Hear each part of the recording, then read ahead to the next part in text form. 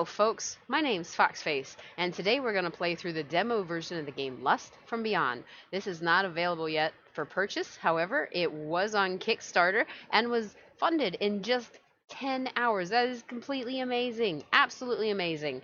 This is a game by the developer Movie Games Lunarium, and it is described as an erotic horror inspired by Lovecraft. So, with that, let's go ahead, let's jump in and see where it takes us. Now, as you can see, we've got censored mode and uncensored mode in which we can play, but because toss, we're playing in censored mode. And we're going to go ahead and start a new game. Progress will be lost. I have played, okay, I have to admit, guys, I have played through this a few times. Once, I had some technical difficulties. I'm not sure if it was the game exactly, but I did have a memory leak once, which caused some issues. And I also had a user error issue once. I used the wrong scene in my recording software and ended up with 30 minutes of black screen with just me talking in the background. So we're doing this again. This does mean I know where some jump scares are happening. This does mean that I know where some things are at. So we are probably going to be taking a very quick route through some of these items, but I want you to know that it is definitely worth running around, poking all the things, checking all the corners, going through everyone's drawers. It is a really fun game. If I had to describe the style, I would say that it's in the style of Layers of Fear, where you've got the hand and you're walking around, but you're not really seeing yourself, and you have to reach out and actually interact with the objects. So here we start. We've got these little sayings every loading screen that you run across. So giving you a little bit of insight into the game, into the world that they're building with the game, and what's going on. Beyond the frontier of this universe swirls Lustra, the land of ecstasy and pain. Its light is a refuge, its light is an escape, for the lustful god's womb does not hide any truths. Very strange.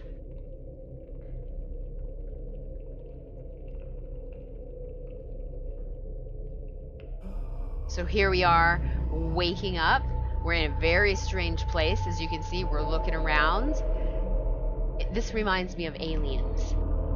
Like, I'm not even joking. This kind of reminds me of what aliens do to the various ships and stations whenever they start taking over and start making their little egg factories and whatnot, and rooms of face huggers. So here we've got this tube coming out of the ceiling. And as you can see, we can interact with this. And if I can get the mouse in the right spot. Holy cow. Okay, let's go ahead. Let's see if we can't get this off of our person. And boop. Alright, so yeah, like I said, the environment we're in right now reminds me very much of Aliens. However, very much the feel of Layers of Fear when we interact with things. I can make it. Okay, now there's this thing over here, and I've got to touch this. I have to touch this every single time, even though I know it does absolutely nothing in the context we're in right now. It looks like a brain.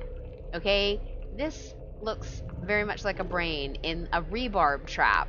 Only, what brain do you know of has that? What the heck is that? You know what?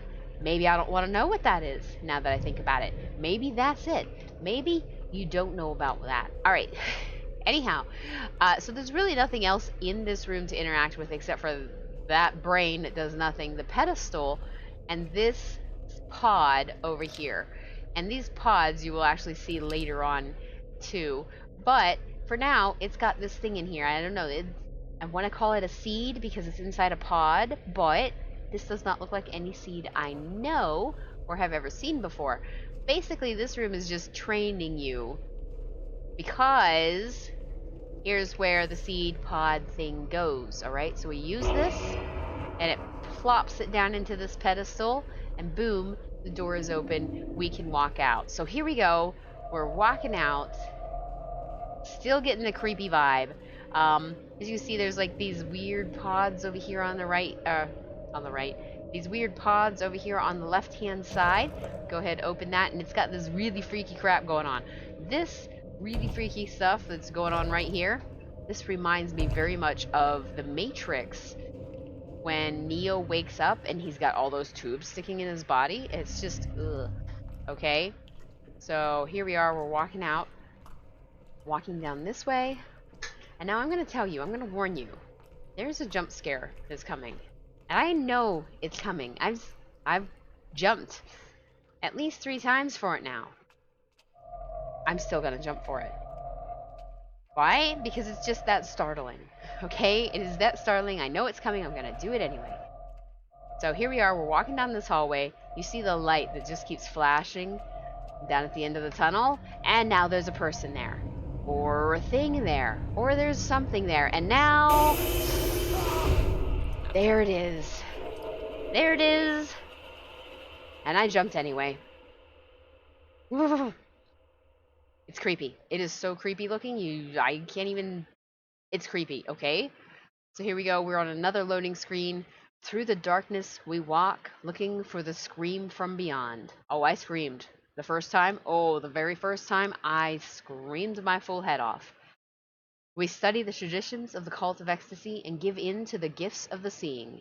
You are one of them. So this is giving us a few clues, okay? So we're in a cult called the Cult of Ecstasy, and they're actually trying to get to this strange area that's making us scream. And we are one of the seeing, which is some special rank within this cult that we'll find out a little bit more about later.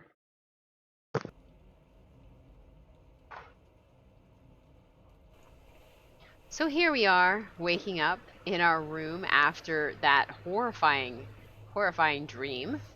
And as you can see, we've brought something back with us.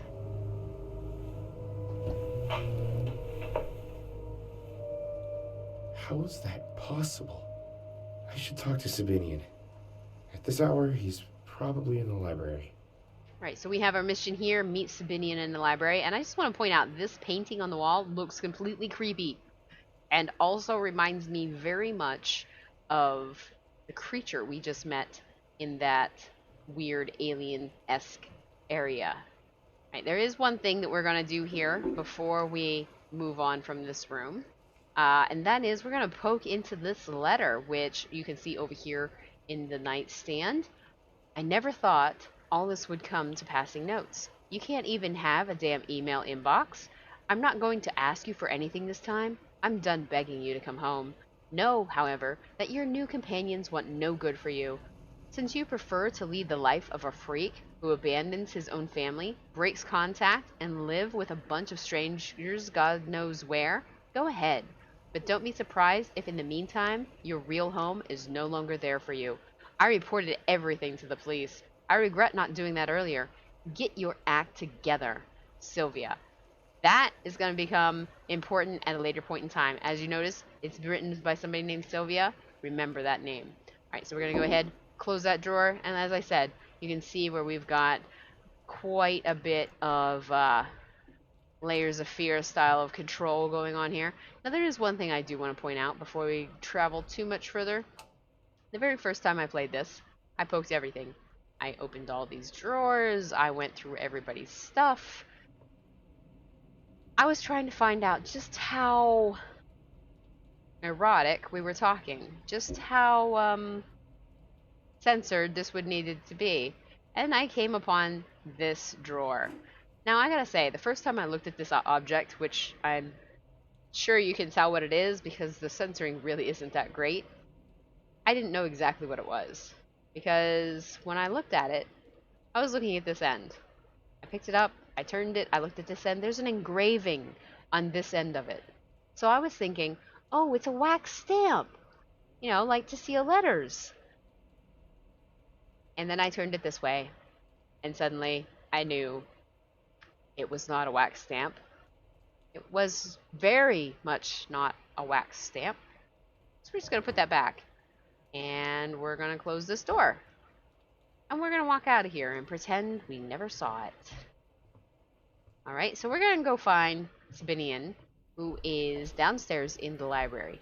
Now this painting, I'm not sure why this painting actually got censored. I mean, there is nudity on it, but it's more artistic. It's actually a woman who is lying nude on a red bedsheet. So, yeah, not real sure why that required censoring. And I went the wrong way. But while we're over here, just want to point out the best way to play chess is to play with yourself. Because that's what he's doing. By the way, in the future, you'll hear somebody referred to as the brothers. That's the brothers. Also, while I'm thinking about it, or while we're in this room, I find it really strange that this place is a mansion and has got all this weird,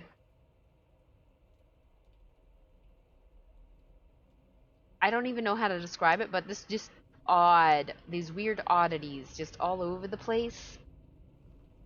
And it's all cluttery and dusty and has these dirty throw sheets over everything. So, I don't know, that's kind of strange. Okay, so here is Sabinian, and I gotta say, before we talk to him, his eyes freak me out, his mouth freaks me out. His eyes just look very dead, and while his lips move a lot, his teeth look like they're still shut. And you'll understand what I mean here in just a moment. Enlighten, Sabinian. Ah, I was just thinking about you. Amazing night, isn't it? Yes, it absolutely is. Yes, it is. I've seen it for myself. What is it seeing? I dreamed of the land of ecstasy again. Once more, I stepped into Lustga. Only this time, it felt like I was really there. Something injured me during the vision. I don't even know how to describe it. I woke up, and this is still on my hand. Did you know this could happen? On your path to ecstasy, you shall leave marks of blood. So says the Book of Lassie. Once you learn to accept it, a world of new experiences shall lay open before you. Cherish how sublime and beautiful this pain is. Okay, we have different definitions of pain, sir. With that said, what shall we do next? The summer solstice is now upon us. Come, let us use this extraordinary night. This is a wonderful chance to drive your psyche even deeper into the land of eternal ecstasy. Master Theodore has opened the ritual hall. He is preparing a rite in which you too should take part. Okay, Master Theodore, I'm all about it. All right, let's do this. It's good to hear that, seeing. Surely Master Theodore's already waiting for you in the ritual hall. He will guide you through the rite. All right, I'll talk to him. I'll see you later, Sabinian. And thank you. Good luck. All right, we are off to see Master Theodore, the absolute wizard that he is. And he is going to be upstairs in the ritual hall. Beyond the gates of our universe swirls Lustgar. In the face of the absolute truth, its light is the only way. Gotta say, Maybe I'm going crazy. or maybe that wasn't creepy at all. Maybe that was just me. By the way, guys, there are these little statues that are strewn throughout the levels. To me, this looks like the creature from Mimic that, mimicked people and then ate them. So, I mean, there's that. There's 9 of them total, and if you collect all 9 of them, you can unlock some bonus art. But I'm not going to show you where they're at. Instead, I'm going to go over here and talk to Master Theodore and his censored statues. Master Theodore, how are you doing today? By the way, absolutely love the outfit. It looks brilliant and mysterious, and I wish I had one. Master Theodore? Welcome, Seeing. I have long awaited this moment.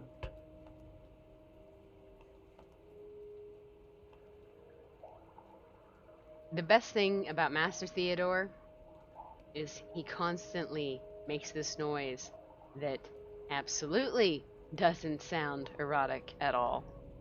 What exactly does the ritual involve?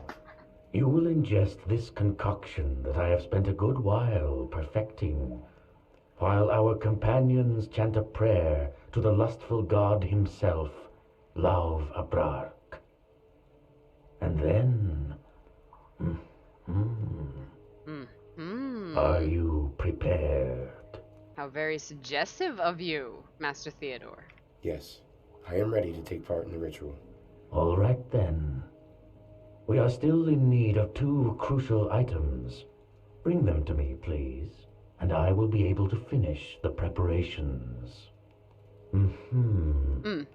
Aside from my herbal extract, we will also need the Goblet of Passion. It has always been with us in those essential moments. You don't say. Okay, got it. And where can I find these? Thank you. I'll be back as soon as possible. Good. Take the glass piece from my room, but don't you dare touch anything else. Here is the key. Well, thank you very much. I shall take your key and Thank I will you, go Master touch Theodore. your stuff. I am waiting. Okay, so we know that Master Theodore's room is right over here, and the things we need from it are pretty simple. As you can see, the door locked, so there we go. Key, use, thank you. There we go. I thought Master Theodore would be living in the lap of luxury. Well, based off of all these censored paintings, I'd say Master Theodore's living in the lap of pornography. So, here, did you hear that chuckle? Oh my god. I think that's the first time I've actually heard somebody laughing while I've been in here. So, okay then. Something weird's going on. Right. So here we have the combination to the safe downstairs. We're going to go ahead. We're going to take that. We're also going to take this lantern. And that will become apparent shortly why we need said lantern. I know he said not to touch his stuff. We're going to touch more stuff. Especially, we're going to touch this thing right in here, which, if you remember, the name at the bottom of the letter in our bedroom where we woke up was Sylvia. What? Oh, what indeed? Barry Simmons. We have reached him during one of our sifting meditation meetings in New York. Addicted to his mobile phone, sexually frustrated, with a strong desire for life changes. He turned out to be an easy target for Mabel. During the initial tests, his abilities exceeded our wildest expectations, hence the quick decision to name him the Seeing. Goals: show support, instill a sense of community and traditions of the cult of ecstasy, convince him to abandon all technology, grant him a new name, and put him through the initiation ceremony. Break connections with his sister Sylvia. He seems to still be under her influence. The rest of the family is not an issue anymore. Prepare him for Theodore's ritual. So here we find out that not only was the letter in his bedroom from his sister Sylvia, but they have actively been targeting him and trying to break that familial connection, as well as remove him from everything from his past life. So, what indeed, Mr. Barry Simmons, or is your name Christopher? Maybe we'll never know. All right, let's put that away. Go ahead, close the gate there, close the door, come down here. There is a thing of sedatives down here, Charles sedatives. We're going to go ahead, we're going to take this because while we don't need them now, there are a few places in the game where he becomes a little mental unstable based off of what he's seeing. When that happens, you can go ahead, you can take the sedatives and it will help him straighten out just a bit, calm him down. Alright, so now we're going back downstairs into the dining area so we can get this Goblet of Passion. Now as you come into the dining area, you'll also see along this wall there are several masks. If you weren't aware, there was a previous game called Lust for Darkness that is set in the same vein this one is, and in fact there is a character that does a bit of crossover between the two games. So these masks are more than likely from that game.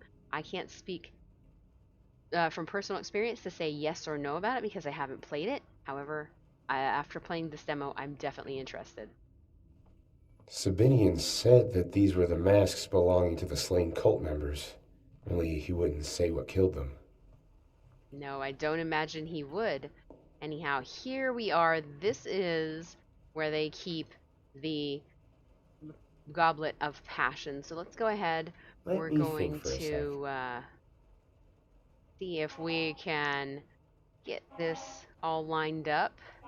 As you can see, we've already got a couple pieces here. Whoop, I just rolled the wrong one. This is the one that need rolled.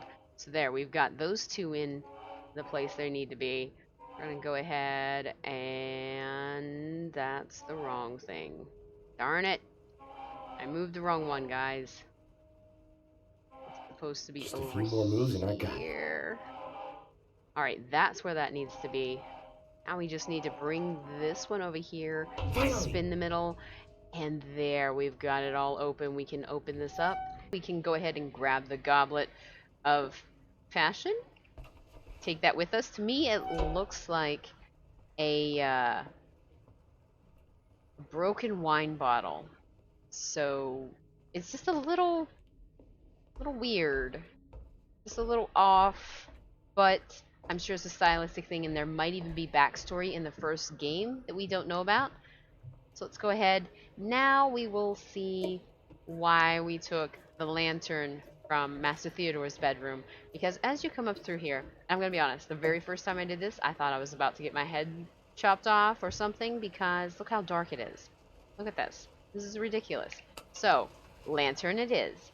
Now, we're going to go through this door over here, and yes, this room has probably got exactly what you think in it. From what you can see as I walk over here without looking around very much at all. And we're just going to move this and push this out of the way because we're trying to go through this room, as you recall, to get to Master Theodore's concoction room, alchemy. Smells like herbs in here and like whatever. something else I don't want to know. Yeah, you definitely don't I want guess to this know. must be Theodore's old workshop. Alright, so over here, this door is locked, right? This freaked me out the first time I did this. It's freaked me out each time I did this because after the first time I thought, well, maybe I didn't see that right. But then the second time, nope, definitely saw it right. So then the third time I was looking for it, and now I'm completely freaked out by it. Alright, so door's locked. You got it? Door's locked. We're going to go ahead. We're going to take the concoction that we're supposed to be here for. I'll pick that up.